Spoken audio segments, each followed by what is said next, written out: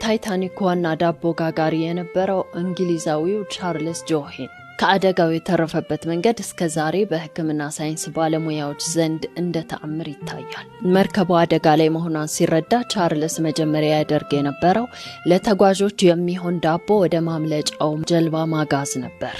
በመቀጠልም ሴቶችና ህፃናት ወደ ጀልባው እንዲጓዙ ረዳ። ቻርልስ ሞቱ እንደማይቀር ሲረዳ ወደ ክፍሉ ተመልሶ ከፍተኛ መጠን ያለው ውስኪ ጠጣ። መርከቧ ሙሉ ለሙሉ ስትሰምጥ እሱ ወደ ባህሩ ከገቡት ሰዎች መካከል አንዱ ነበር። በዚያ ቅዝቃዜው ከዜሮ በታች በሆነው ውሃ ውስጥ አንድ ተራ ሰው በደቂቃዎች በብርድ ገንትሮ ይሞታል። ቻርልስ ግን ለ2 ሰዓታት ያህል ያለምንም ችግር በዛ ውሃ ውስጥ ሲዋኝ ከቆየ በኋላ በመጨረሻም በአንድ ማምለጫ ጀልባ ውስጥ ተሳፍሮ ለመትረፍ በቃ።